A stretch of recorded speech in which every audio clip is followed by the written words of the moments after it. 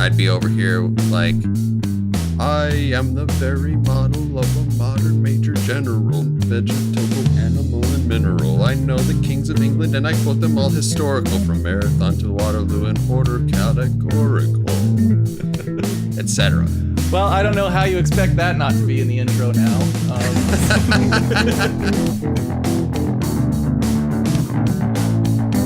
Hello, everyone, and welcome back to the Wednesday Night Gentlemen Multimedia Empire official podcast. This is episode number 27. I know you guys haven't heard from us for a couple of weeks, and it's good to be back. The show goes on.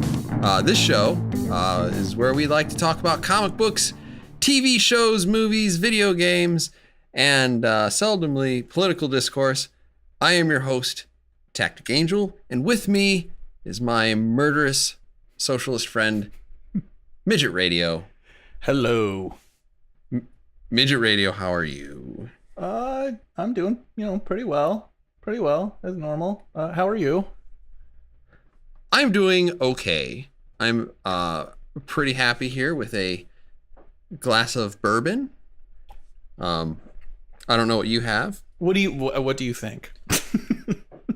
I think that you have the Glenlivet. I think you're right. It's like you can I have see it. It's weird. Something I haven't tried really before this bottle. Redemption bourbon. Okay. Which is a quite delicious 9-year aged bourbon. I don't understand where they make this from, whatever. Okay.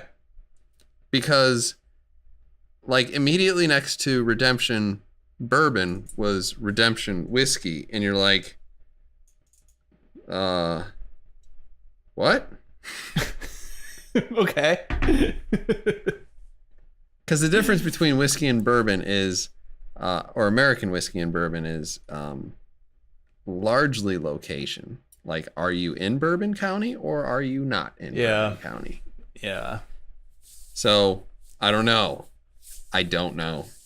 Maybe the other stuff made in Mexico. That's interesting.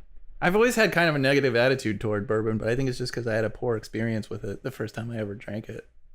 Yeah? Yeah. You walk into a pole or something? I don't know. I just didn't like it. I just thought it tasted terrible. I don't even remember what it was. It was at some bar. But I bought tons of bourbon for you and brought it over to Blue Sky Giant's house.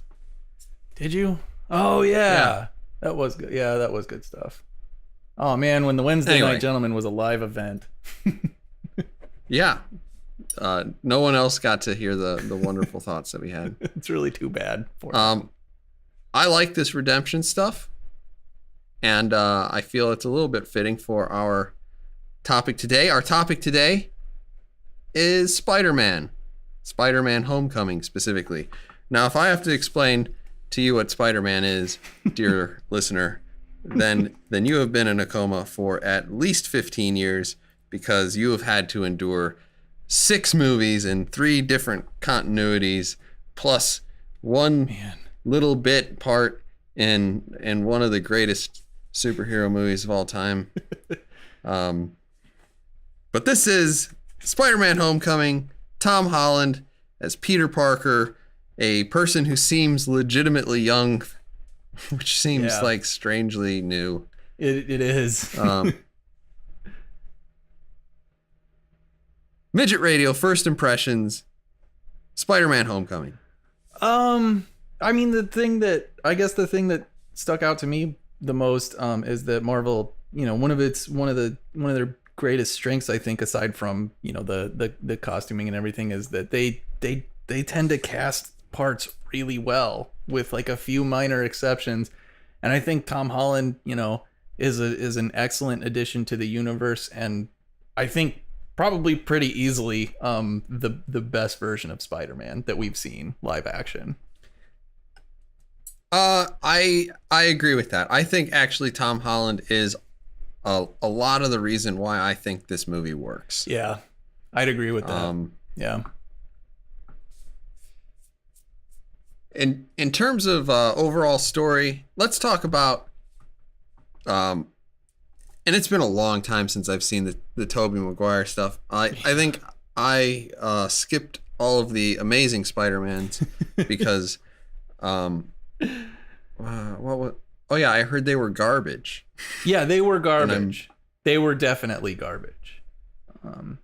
And if you tell me that there's a garbage Spider-Man movie, I'm going to skip it. Yeah. You didn't miss anything. So this one actually seems to focus a little bit more on the fact that these people are in high school. Yeah, which is really nice to see. Yeah, it's actually nice to see teenage Spider-Man for like a legit teenage Spider-Man. Yeah. Peter Parker's crushing pretty hard on some cutie named Jill. Yeah. It was Jill, right? Was it Jill? I remember an L sound. Like I don't remember. I don't remember her name. Not overall Liz. a compelling presence in the film, It was obviously, Liz. but It was Liz. Okay. Yeah. Both of us are within 5 hours of having seen this, I should say. Yeah, I know. Well, that's. I'm not gonna. I don't think we're at fault for that. So. It's real fresh. What did you think of the high school stuff? I know that you're a big fan of the idea of like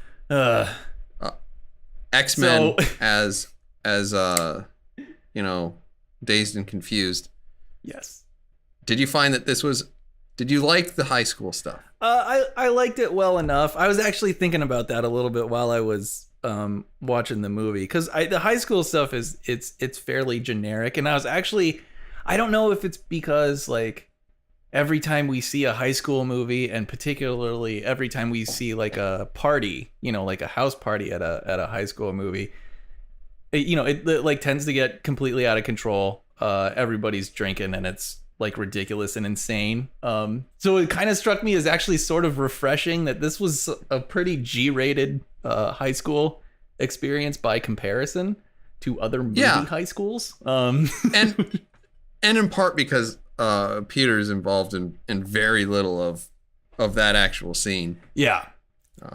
So yeah, it's kind of that. I don't know. That was kind of nice. Like overall, though, I mean, I would say the high school stuff was somewhat, generic on the whole. But I would say also that like if it was the exact same stuff and X-Men were in it, I would probably be over the moon. So that's my opinion on that.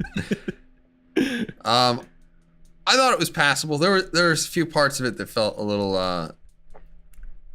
little practiced, a little done before. Yeah. And at a certain point, it's like, he goes to a party. You're like, he's gonna get made fun of. He's the nerd. Right. Yeah. And there's a little bit of a cringe factor there because seeing all of the '80s movies, I know exactly how that goes. Yeah. Yeah. And they seem to be trying to go for a little bit of the 80s nostalgia with this too. If you like the banners for the Homecoming are very retro. Yeah. 80s stuff. Even the music, I felt. Yeah. What did you think of the appearance of the Spider-Man original TV show redone music? In the beginning of the movie? Yeah, I actually didn't really like it. I just didn't think it sounded all that great, but I appreciated there were like two other Ramones songs in the movie, which is kind of a nice nod to what was it, the Spider-Man animated series that they did the theme for. So that was kind of cool, but I don't know, incorporating the music in a kind of orchestral score, it felt a little cheap. It's fine, whatever, but I can't say I was all that impressed. So I never actually watched the TV show. I was aware of it and I've seen clips, but I don't think I've ever seen 30 seconds or more. Yeah. Continuously. It's my understanding it didn't do very well. Yeah, I think it was like it lasted one season, I think. I don't remember. I was too busy with Wonder Woman, I guess. Yeah, probably. So I actually was a little, I didn't know what to think, but I was like, okay. The one thing I can say is it did kind of set the tone. Even before they got past the Marvel Cinemas thing, you're like, get ready to have some fun. Yeah. Absolutely, yeah. What do you think? And this is sort of unrelated, but the logo for Marvel Studios now, it's like, I don't. It's maybe it's just the first time I noticed it, but it's like completely eschewed the page flipping comics now. I like the page flipping comics a lot. Yeah, me too. And it may just be at this point nostalgia for the first time that you're in the movie theater and it's like shh, yeah, and Marvel comes up and you're like, yes, yeah. I saw a picture of like things that I know and like. Yeah. Really quickly. My brain registered that. and like I guess I kind of have the same complaint about the Marvel redone. I mean, it's not palpably bad. I just don't like it as much. I agree. It's because they kind of do the same thing with the Marvel and the DC now. It's like we're gonna show you these. That's what struck me about it. Yeah. The similarity. You mean the to similarity DC's with intro. DC? Yeah. I actually like DC's entry, DC's old logo when they didn't even try to pretend like they were a comic book. I agreed that too. The little it was just subtle. Like they were just, I don't know. They were nice and subtle before, and now they are not. Yeah, I don't know if you know this, but we sell Superman. Yeah. So Superman, Batman, Wonder Woman. If you're cool in like a completely not cool way, you know who we are. Yeah. I don't think. I mean, that has nothing to do with the movie, but I think that I like their old stuff a little bit better. Yeah, same here. And it kind of feels like they're changing it all the time. So maybe it does. Yeah. Maybe every single one in the future is going to feel a little bit different. Because I even felt this one looked different than the one that the Guardians of the Galaxy had. But maybe that was. Yeah. I don't know. My memory is clouded by deep-seated disappointment. Yeah, that was. How would you say that this movie compared with Guardians? The other comic book offerings that we've had this year? Well, I don't know. I guess if I had to rank them, I like this movie better than Guardians, but I also think I think I like Wonder Woman better than this movie. Yeah. Interesting. Yeah. There's a couple things about this film that I found fairly disappointing. And I don't know, maybe too, because Wonder Woman was coming from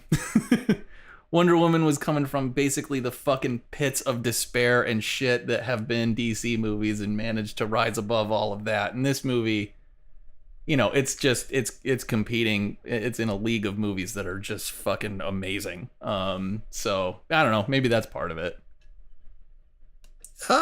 Okay, it's a legitimate. I would say though that I think this is the most enjoyable comic book movie I've seen this year. Yeah, I guess I mean, I probably wouldn't push back on that. I can certainly see why. Because and a lot of it is like you said, I think Tom Holland. He is a huge part of why this movie is as enjoyable as it is. And certainly Robert Downey Jr. is not he's not bringing anybody down on that. I think he only adds to kind of the overall sense of fun and enjoyment in this movie. I will add one question I think you can answer without going too spoilery. Did you feel that he overshadowed the movie in any sense? No. I could maybe see a slight argument for that, but no. I think it's a real weak argument. I guess let me put it this way. It's a real weak argument. Like if you removed Robert Downey Jr. from this movie, it would still be an enjoyable movie. Tom Holland more than carried his weight in this film. So certainly he wasn't necessary, I'll say. I think I think they could have definitely written a Spider-Man movie that was fun and did 90% of what was going on here without it. But I think that the Tony angle does add something. I certainly don't mean to say that he's like entirely we'll ancillary. He plays a significant role in the film. So in that sense, he's definitely needed, but he's not. Tom Holland could have done it on his own. Do you want to go ahead and jump to the rating so we can get to the super fun spoiler part? Yes, definitely. Midget Radio 1 to 5, old school Netflix, not this thumbs up, thumbs down horse shit.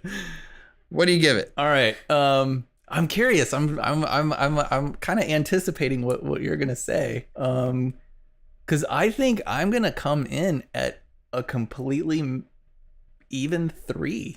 I think that's where I'm at. Okay, interesting. Where do you think I'm gonna come in? I don't know. I feel like maybe 3.5. Maybe. God, I almost want to say 4, but it's a little hard to believe. I'm gonna give it 4 stars. Wow. Tactic Angel giving a Spider-Man movie 4 stars. I legitimately enjoyed this movie, and the only thing that I didn't like about it is that it was about Spider-Man. Wow. No, I mean, I'm in a sense my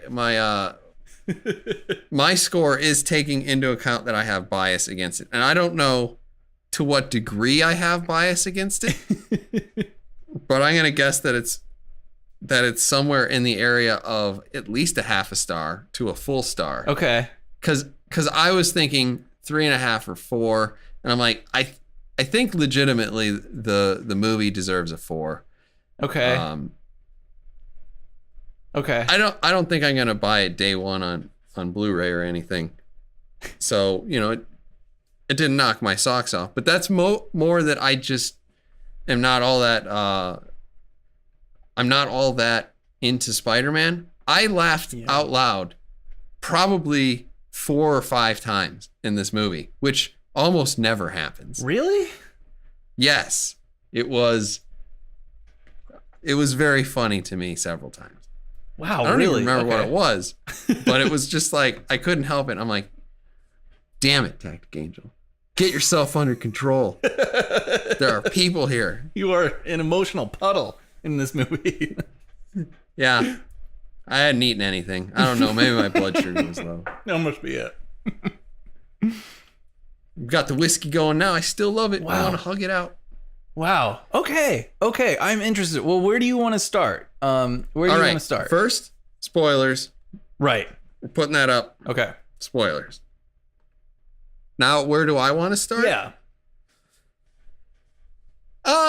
Since we were just talking about Tony Stark and Iron Man, how do you feel about the whole like this actually turned out to be, we had talked about this because there were a couple of trailers that gave you distinctly different impressions.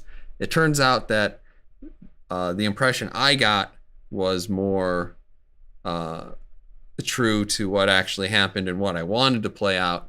And that was that the Tom Holland starts in this place and then he screws up and he's basically disowned by Tony and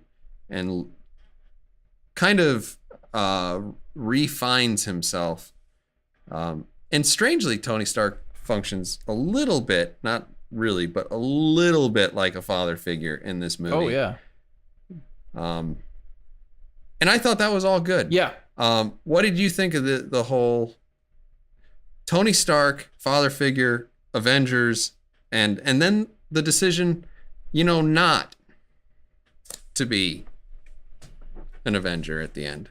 So all of that, I think all of that really worked, and I really appreciated it from the perspective that like this is our first Spider-Man movie in the MCU, and that we're not dealing with an origin story is really nice. So I thought this was good in that it distinguishes itself, that particular character arc I think distinguishes itself from the rest of the Marvel movies, particularly the first outings for each of these superheroes. That in itself was kind of nice to see, that you have Spider-Man, who's already kind of established himself in the universe to some degree, but still has kind of this growing to do as a superhero. I thought all of that worked really, really well. And the decision to, not join the Avengers at the end of the film, it makes perfect sense. I mean, all of that stuff felt very much in character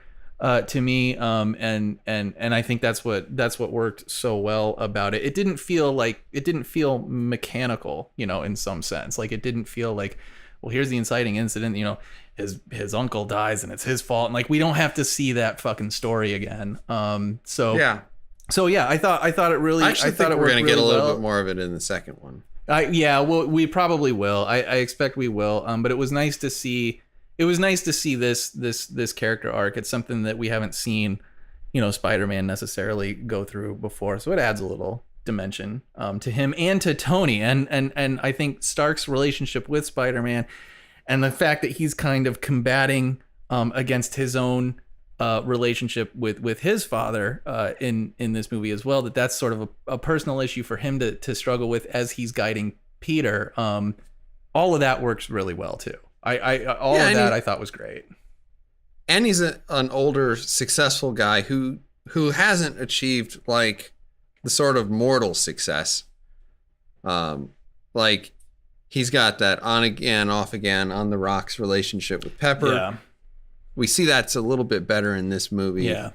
And then, but at the same time, like, I was actually really impressed.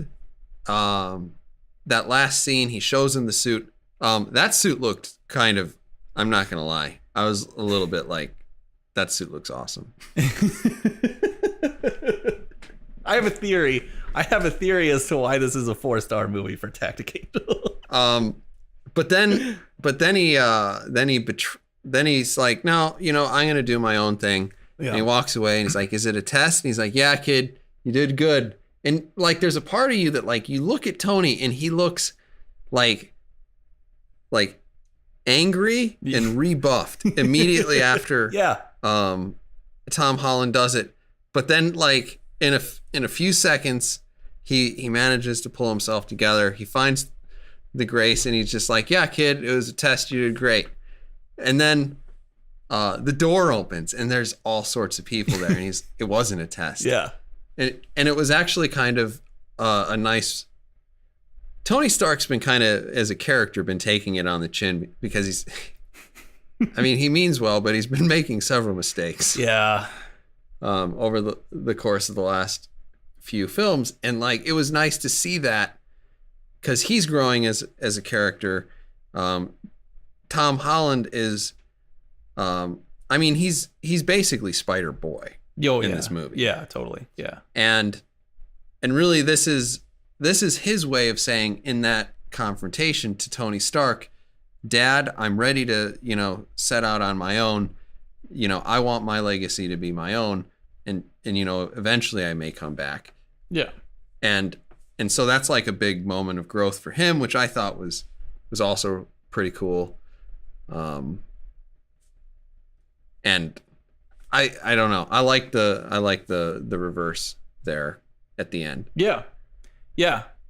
Yeah, I do too. Yeah, I think it works really well. And I think, yeah, it's nice to see Tony actually a little bit in this role, because I feel like, particularly with the Avengers movies, and I guess even, the Iron Man movies as well, like, really past Iron Man 1, a lot of his decision making has seemed erratic to me. And like, he just well, he's an alcoholic and he's a playboy and he's right. He's been rich all his life. He's he's an only child, and he is kind of emotionally unstable in a lot of ways, and it's just, I would say he's definitely emotionally immature. So yeah, I don't know. It's nice to see him in this role. Because I don't know. What's interesting, I guess, about it is that it adds or lends a sense of maturity and adulthood to Tony Stark, as well, to see him as a kind of parental figure. It's nice to see him sort of embrace that role, and I think do it successfully. Instead of being kind of, I think, the emotional catalyst for a lot of, like, why do the Avengers grow up? Because Tony Stark has a huge problem with when the Shield, whatever, his Agent Coulson dies. That's like a big fucking thing for Tony Stark in the Avengers movie. Avengers 2, right? I'm wrestling with my own ability to want to do everything, but then I go too far, and it's all my fault, and I just bear the entire weight of the world on my shoulders. Or Iron Man 3, which doesn't even make, the end of that movie doesn't even make sense. I just blow up all my fucking Iron Man armors because I don't know why. And even I would argue it makes Civil War to some degree. That's one movie that has not made an increasingly great amount of sense as the plot goes forward. There's a little bit in Civil War that kind of redeems conceptually through the Pepper Potts Tony Stark relationship why that movie might be interesting, but it's I don't, it's like, if you were at this point, it's almost like you're reading comic books, right? Yes, because there are storylines that service future storylines that aren't so good. Yes, absolutely. And then when you get to the later point, maybe there's a payoff, maybe there's some redemption to having suffered through Iron Man 3, which I didn't think was a really terrible movie, but it definitely wasn't very good. Yeah.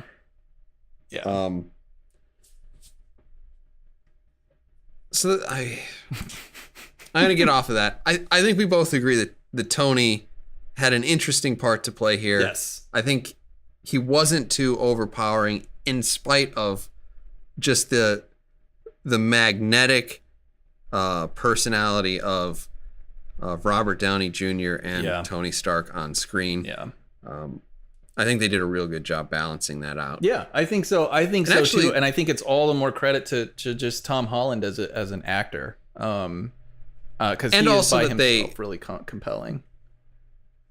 They also brought back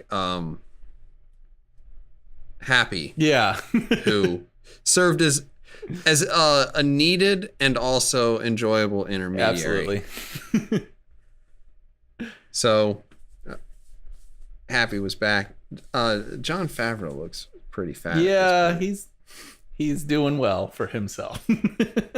He's eating good food. He is definitely. Yeah, good for him.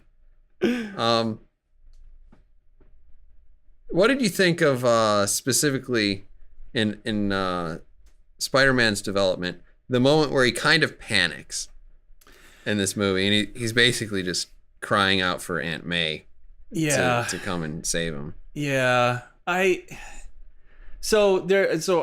that's an homage to an earlier an actual storyline in the Spider-Man comics, where he experiences this massive amount of doubt and feels like maybe it's the end, and he's buried under a pile of rubble. So like there's part of me that's like, when I was watching it in the film, it felt a teensy bit forced to me, and maybe it's an awareness of that particular scene in the comics, but I think also, and this is something that I sense about the Marvel movies in particular, the clash of tone, and it's at its worst in the Guardians of the Galaxy movies, particularly Guardians of the Galaxy 2. But it's still something that bothers me, because the movies themselves, they are so jovial. I mean, they are so kind of like jokey and fun, that when you introduce these scenes of like kind of raw emotional despair, to me it's they struggle sometimes to strike this balance, and it's something I felt about the first Avengers movie too, when Agent Coulson dies and it just turns into this weird somber affair, and no man, we really have to pull together like that. To me, that just didn't really work all that well for me, because the entire movie, it's so much like, it's such a ridiculous sort of absurd amount of fun, and it's kind of poking fun at itself a little bit too. And then to be expected to kind of about face and feel like this ancillary character is the catalyst for the fucking Avengers to come together and fight as a team, it just feels a bit overmuch to me. And so I felt a little bit of that in that scene as well. Did it ruin the movie? Like, was it completely unforgivable? No, of course not. But it did feel just a little bit forced to me. I actually kind of liked it. Okay.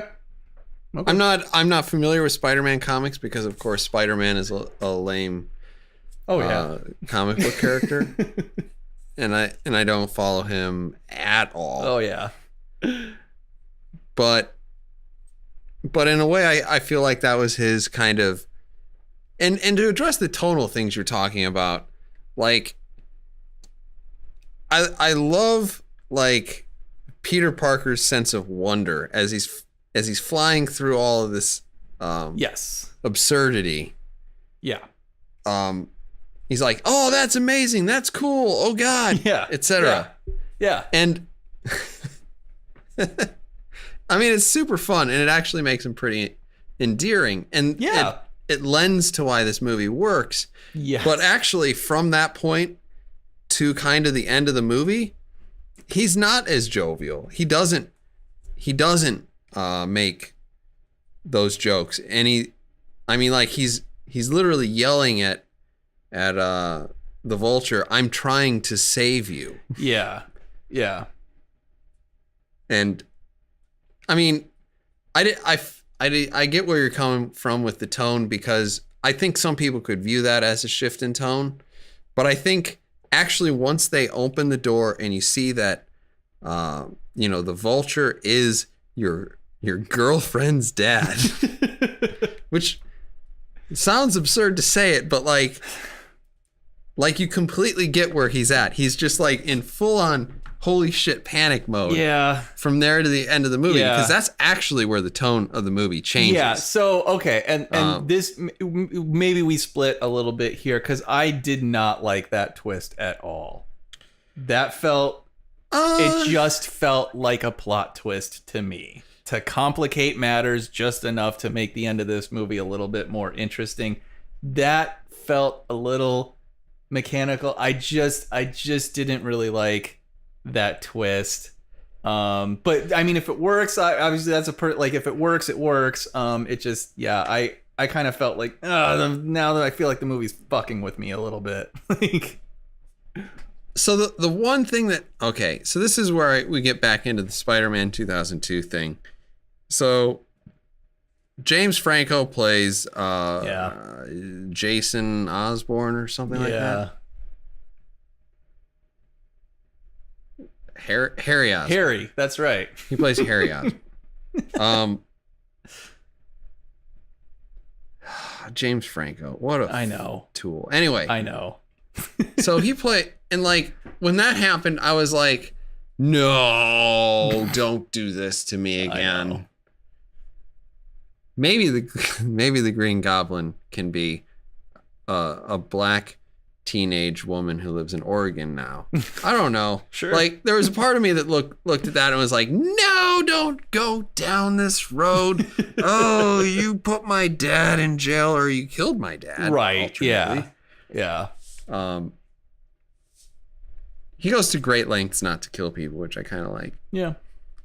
But like, why does the spider suit have a kill mode? By the way, I was a little curious about that. Like, okay, so like if you had a training wheel sim or parental locks on your Spider-Man suit, and like day one you're supposed to be like just fighting thugs, and by day X, whatever day that is, where you become an Avenger and you're you're fighting Ultron, you do want to be able to kill an Ultron clone with one hit. I get it. Like, there's a reason. Why it seems knee-jerk to me. It's like, do you want to go into combat mode? Okay, well, let's go completely Punisher in this situation. I don't know why Punisher mode is the immediate go-to, and then hey, back the fuck off. Like, I think maybe like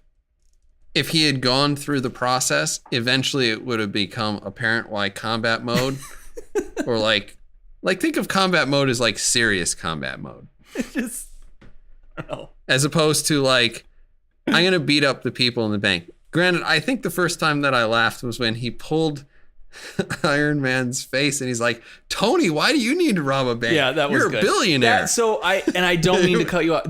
This is the first time a jokey Spider-Man, like that's one of the characteristics about Spider-Man that I have always fucking hated. That he cracks stupid, terrible jokes during fights. I hate that so much about that character. This movie actually fucking made that work. For me as well. So, I mean, definitely kudos to it, because man, I hate that about that character, but Jesus, it was really fun in this movie. It was. Yeah. I mean, I loved it ever since. Yeah. You have a metal arm? That's awesome. Yeah. It's like, yeah. Like, holy shit, this is working. That's Tom Holland. I mean, goddamn, that's their fucking casting. Jesus Christ, they find the right people for this shit. It's amazing to me. And Tom Holland God, he makes it work. Like, and honestly, take us back in the way back machine to, I don't know, 2015. Who the fuck is Tom Holland? I know, exactly. Yeah, shit, Chris Hemsworth, right? Who the fuck is that guy before Thor? I mean, yeah, I don't probably like know a how Calvin and Klein underwear model. I don't know how they do it, but they know what they're doing. Yeah, either that or they have enough patience to get the takes out of them that they need. Yeah, maybe. I mean, most of the time they know what they're doing. I'm not so sure about Zoe Saldana as Gamora, but you know, that's whatever. I don't think she's the problem with why Guardians. No, she's Guardians not. She's not. But she's not bringing anything to the table. She's not bringing a lot to the table. Yeah. I agree. She's bringing a little. I understand some of the stuff she's bringing to the table. A little, but but yeah, nothing that a fucking 1,000 other people couldn't also bring. Yeah, probably. Yeah. She, well, she has enough practice in front of a camera that at this point she seems capable. I don't. Yeah. Sufficient.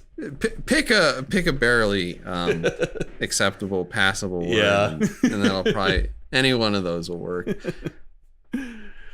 Not bad, yeah, but not bad. She's gonna be like Halle Berry in a couple years. She's gonna win a fucking Oscar. Oh my god! What crying, a travesty that was. Just for crying all the time. But yeah. Oh, I shouldn't have let the guy who killed my husband put it in my ass. Jesus Christ! No, I know. I'm still mad about that movie. Anyway, moving on.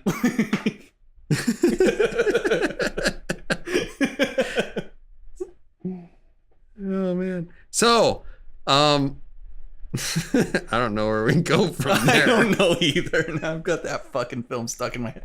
All right, so I'm gonna bitch a little bit. Okay, go for it. And I'm gonna bitch a little bit about the things that I think made Tactic Angel actually elevate his impression of this movie. So one of the things I remember, like from the trailers, especially that third trailer that we saw, that I was concerned about was the fucking Iron Spider, Inspector Gadget Spider-Man.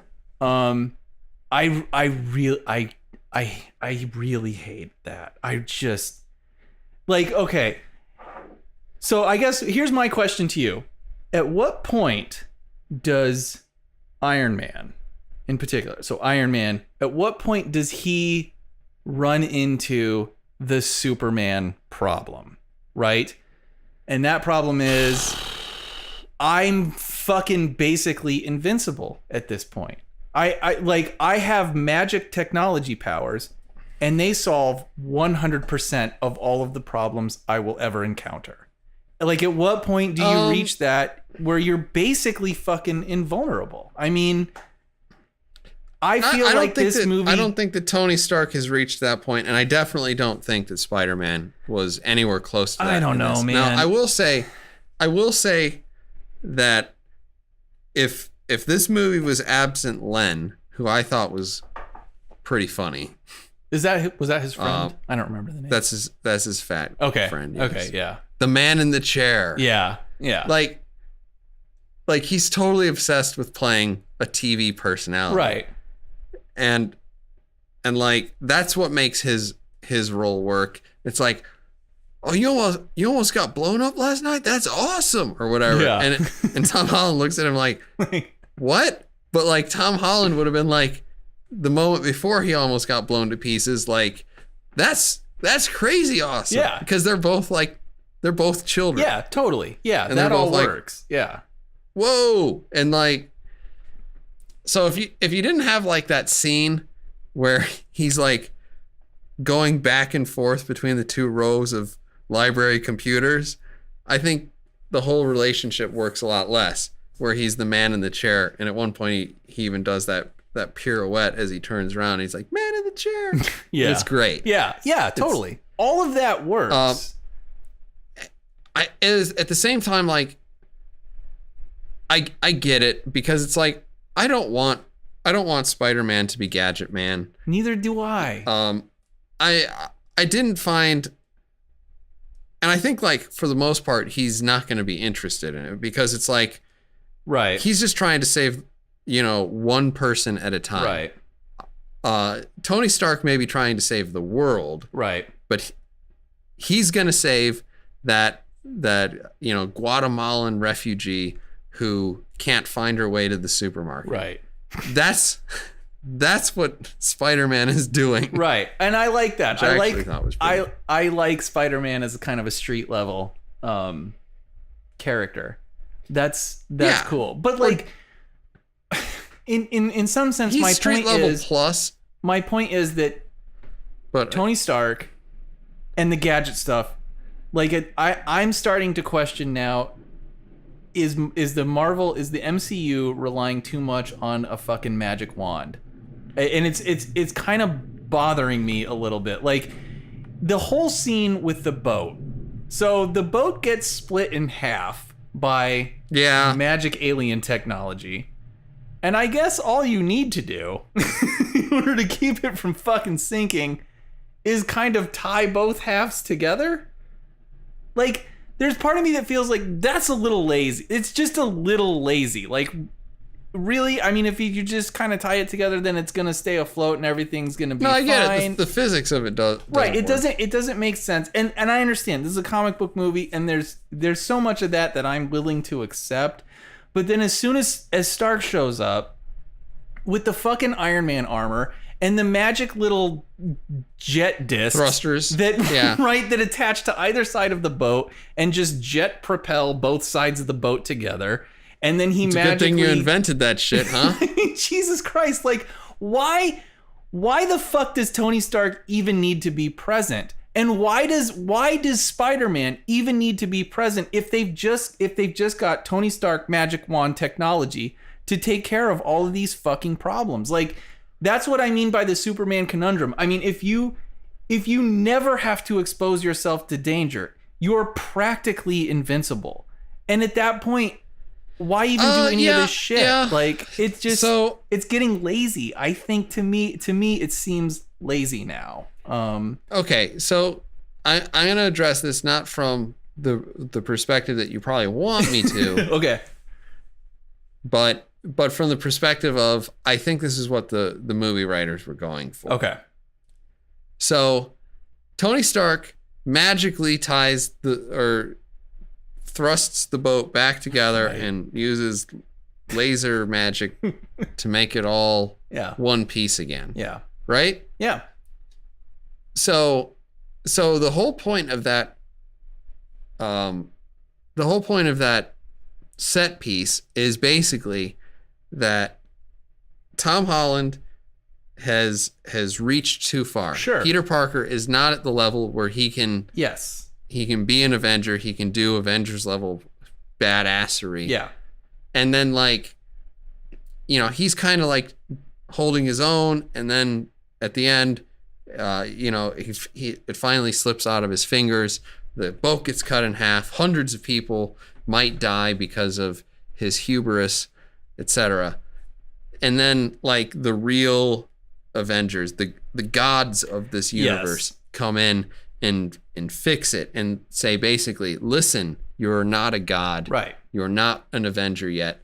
And like that makes sense. Yeah, totally. I mean, I get it. Totally. Like when it comes in and the satellite or whatever shoots all the thrusters and starts pushing the boat back together, like I can think of other reasons why such a technology might exist, but I thought, man, that's convenient. Yeah, exactly.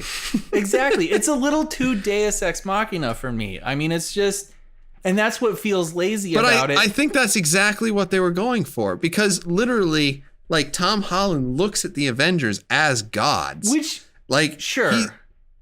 Like they're showing him tapes of Captain America telling him about virtues as though he's in Sunday school. Which all of those work so well. I mean, I love you stayed all the way to the end, right? Yeah, they're fantastic. Like all of that was fantastic. Did you ever feel so amazingly trolled in your life? That was amazing. Yeah, that was awesome. That worked so fucking well. But yeah, I don't want to see the movies rely so much on that. It's one of the things that has always bothered me about Iron Man as a character and Tony Stark as a character is that his fucking genius is used as a kind of Deus Ex Machina, I think. It seems a little lazy to me, and I don't want to be reminded. Like, that's one of the things that pissed me off so much about Iron Man 3. It's like, why? You can be laptop Iron Man. I mean, it's that fucking easy. The technology is so fucking sophisticated that Tony Stark has made himself irrelevant. And I don't want to see the same thing happen to Spider-Man, where he's got a fucking built-in parachute and a spider drone and all this other shit. Like, I agree. And honestly, I don't love the idea of spider drone. I don't love the idea of spider shoot, and I don't love all of this other stuff. I didn't mind the tracking device. I think that's pretty low tech, honestly. Yeah. Everything else is like, I did actually, this is an aside, I did love it when he kept talking and he's like, hey, suit lady. Yeah, I see. That's where I started to kind of fall away a little bit from them, because it's like I enjoy Tony Stark should be the one that has some sort of relationship with AI. I think in general, I don't want a spider suit AI. I just don't want it. I think that, like, with what we've seen right here, I think he's not going to go in that direction. I hope he's not going to go in that direction. I really hope agree. Not. But because, like, he's basically rejected. He's like, I don't want the training wheels, and I don't want this shit that you know, kills people. Yeah. It does crazy shit. So, I don't know. We might see Karen in the future. I don't know. We might not see Karen in the future. I hope, honestly, I hope not. It just like, because it does. It just gets too fucking easy. Like, well, I'll just run facial scan software, and then I'll tap into the police databases all across the fucking country, I guess, because I can just do that. And figure out who this person is, or I can see through walls, or I can hear things through vans or at a distance. I mean, it's just like the character. You make the character and you make the hero so fucking irrelevant when he has all of these technological crutches to rely on. And it's just like the Superman thing. And at that point, you're like, well, at least Superman has a fucking weakness called kryptonite. I don't know what Spider-Man's weakness is when he has all of this magic technology And I don't know what Iron Man's weakness is when he has all of this fucking magic technology as well. It just, I guess maybe an electromagnetic device, and then he just becomes kind of a bitch. Yeah, I get it. I try to evaluate each one of these on their own merits, and I get it, because like while they're flying around crazy stealth plane, yeah, I'm thinking, man, if Like, this you came can out just- 10 years ago, would I have been able to deal with it? yeah. And I don't know what the answer is, because like you can't know. It's, you know, just a silly hypothetical question. My guess is that I probably could have if the story was good enough, but at the same time, also the Shadow, the Phantom, I don't know.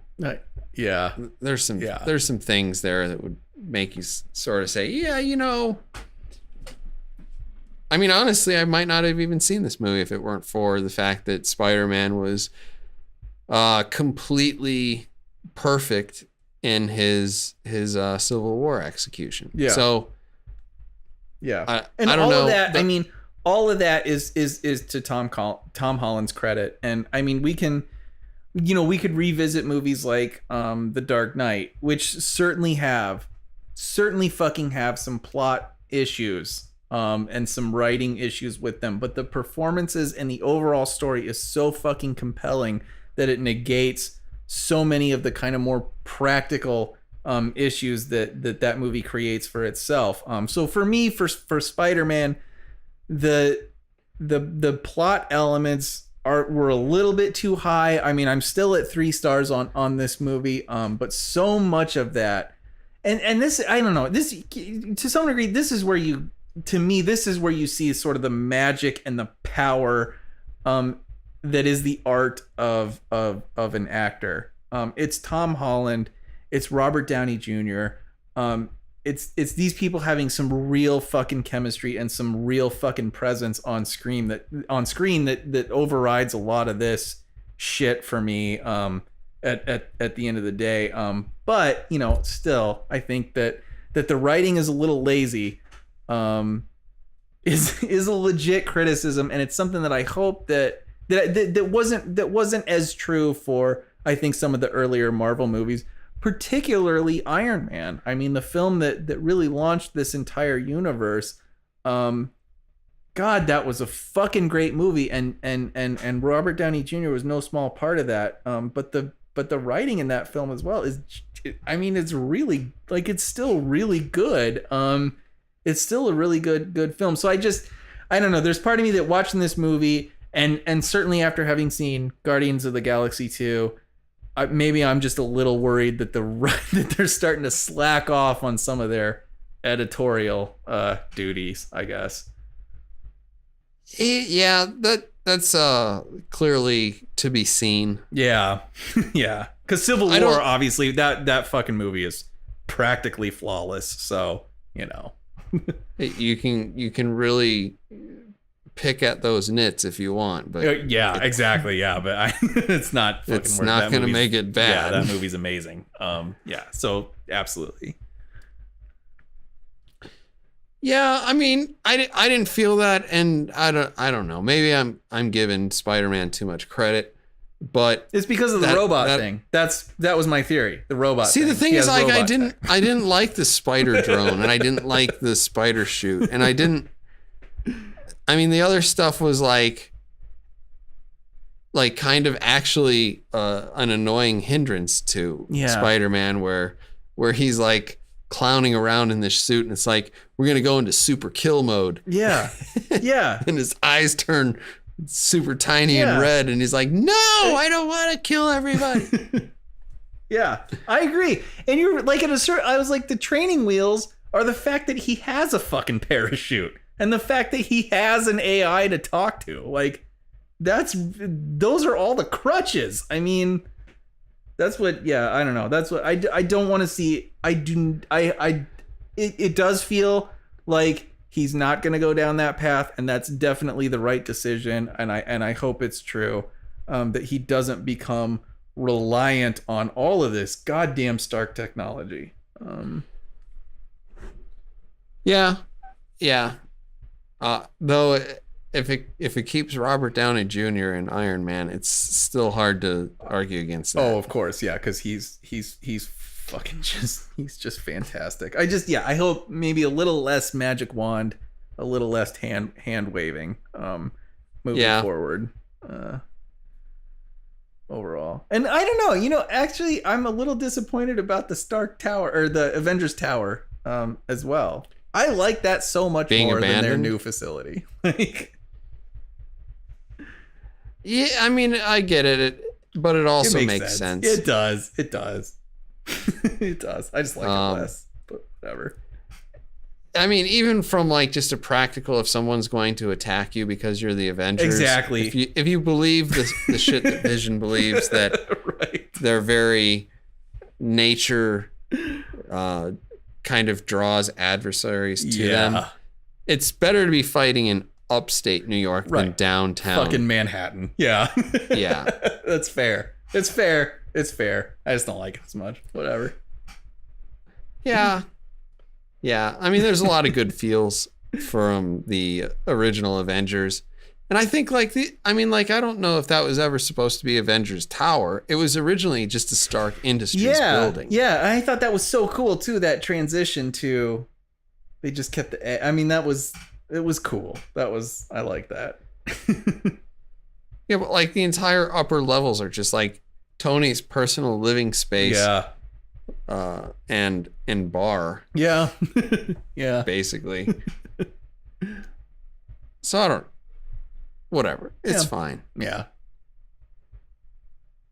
Do you have any closing thoughts on Spider-Man? No. I mean, it was a great movie. It's nice to see like a Spider-Man who is genuinely likable. I'm excited to see Tom Holland for sure in future MCU films. So yeah, overall, great movie. Yeah, I hope everybody goes and sees it. It's a little late to be saying that, since if they've gotten to this point, they've probably already seen it. I hope so. Because we're in the spoiler section, right? Yeah. You'd hope that we weren't ruining the movie for anyone.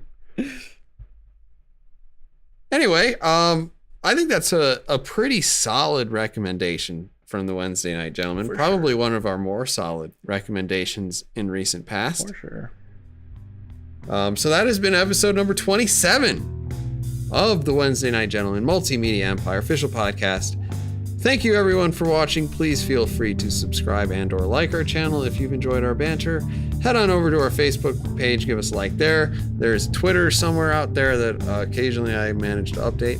And we will be seeing you on episode number 28 of the Wednesday Night Gentleman Multimedia Empire official podcast. Bye-bye.